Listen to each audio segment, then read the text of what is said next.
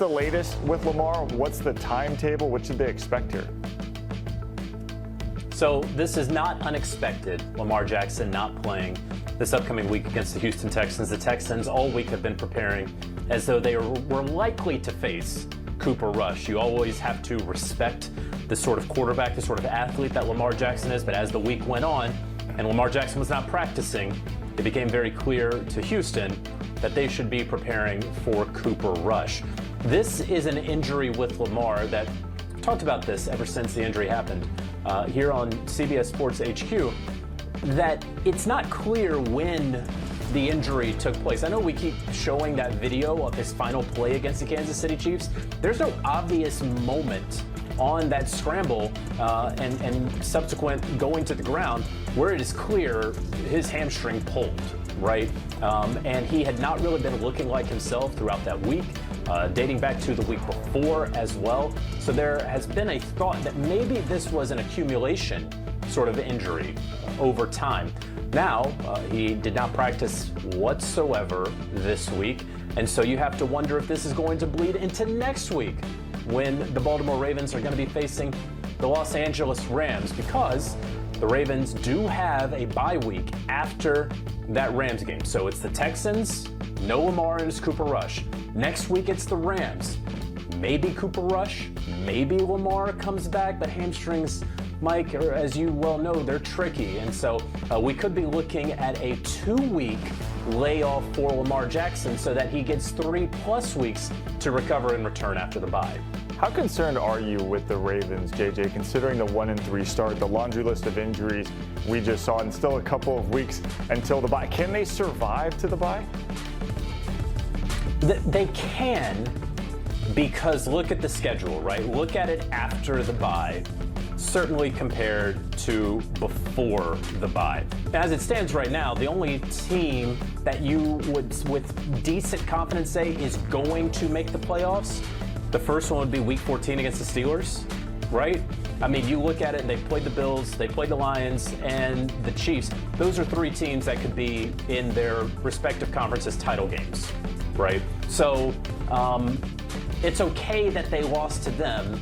1-3 is concerning, 1-5 is concerning, and the injuries just continue to mount. And I say 1-5 because they're staring 1-5 in the face, right? They're about to face the league's top defense in the Houston Texans, which maybe they just got some things figured out offensively.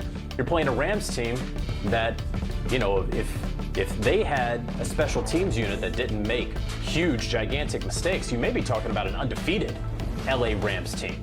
So the Ravens won't be favored this week or next week. And if that goes that way, they're going to be 1-5 going into the bye, but a lighter schedule. The concern is that they are missing so many Pro Bowlers, especially on the defensive side. The one guy who was healthy, Kyle Hamilton, dealing with a groin issue that popped up during the game, then kind of continued on in the week, and he's questionable for this game against the Texans. Your one Pro Bowler that you should be able to rely on, Derrick Henry, has fumbled the ball away in the fourth quarter in 2 games and potentially cost you 2 wins. So things are bad for Baltimore. They can get better, but I don't know that they're going to get better this week, and I don't know if they're going to get better next week.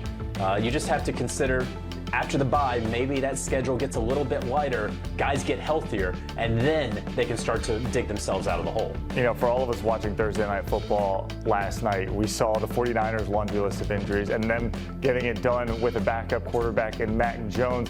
What's the faith like you're getting a sense of in Cooper Rush? We just saw his numbers a short while ago that, hey, maybe he can do the same thing, at least keep them afloat to the bye.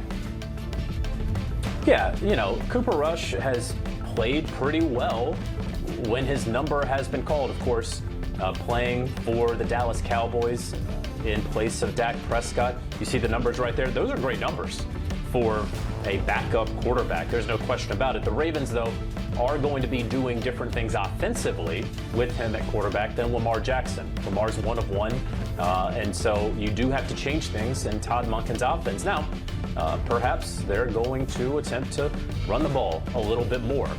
We see that they have not done that this season. Perhaps they're going to try to set the tone early by pounding the rock with Derrick Henry, which I would say is probably a good idea, but are they going to be able to hold up? And not just offensively, but really just defensively. We're talking about Cooper Rush. That defense is so banged up. They're going to get so tired. Can they really go 4 quarters, or will the dam sort of break there as it has a couple of times already this season? So that's the concern for the Ravens. Not necessarily can Cooper Rush win you a couple of games. I think he has enough history to show you that he can do that. But with the other injuries and losing the value of Lamar Jackson and his arm and his legs, it's going to be a tough road and a tough hill to climb for Baltimore. Certainly will be. Jonathan Jones, thank you so much for joining us. It's breaking news. Baltimore Ravens starting quarterback Lamar Jackson out this week against the Houston Texans with that hamstring injury. And, JJ just talked about it, why it's so compounding, because look at this list of injuries that the Ravens are dealing with. Now, as long as this isn't even all the names that are on the official list that just went out. There's about 15. I think there's 10 here. The Ravens going through it right now. This is a brutal amount of injuries that they have. She usually has 6 49ers on her team, and they're all hurt too. So you're probably going to be okay. I think the number one option if you're looking for a streamer this week has got to be Bryce Young. He has not been good this year, but any starting quarterback against the Miami Dolphins has basically been the number one quarterback in fantasy so far this season. They and the Dallas Cowboys both giving up more than 29 fantasy points per game to opposing quarterbacks. I expect the Dolphins are going to score against Carolina. Carolina missing their starting running back. Should be a breakout game for both Bryce Young and Tedero McMillan, and Bryce Young still available on the waiver wire in a lot of leagues. If you can't get him, then I think the guy a lot of people are looking towards is Jackson Dart. You hope you get that rushing production. I also like Tua a lot on the other side of that game. I like Tua even with Tyreek Hill out. See if Jalen Waddle can shoulder the load there along with other guys like Darren Waller, too, had 2 touchdowns last week. All right, Jaden Daniels set to return for the Commanders under center this week, but no Terry McLaurin. Does that give you any caution or hesitancy in putting Jaden Daniels back in the starting lineup? I think that there is a degree of downgrade for Jaden Daniels just because you'd expect the rushing to be a little bit lower. He doesn't have his number 1 wideout, although Deebo Samuel has played like a number 1 wideout so far this year.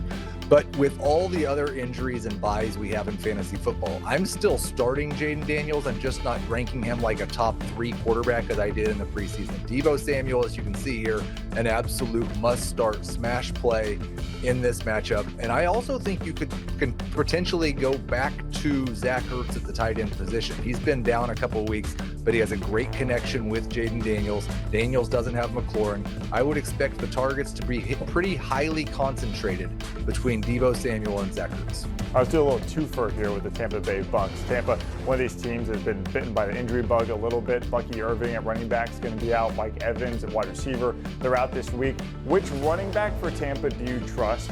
And are you good with, let's say, Chris Godwin now in the lineup? Yeah, I think as far as running back goes, they've got 2 guys that are going to touch the football. It's Rachaad White and Sean Tucker. We expect White to handle the vast majority of the passing downs work, and he's been more efficient this year as a rusher early in the year. So I'm viewing White as a top 20 running back. I think maybe even close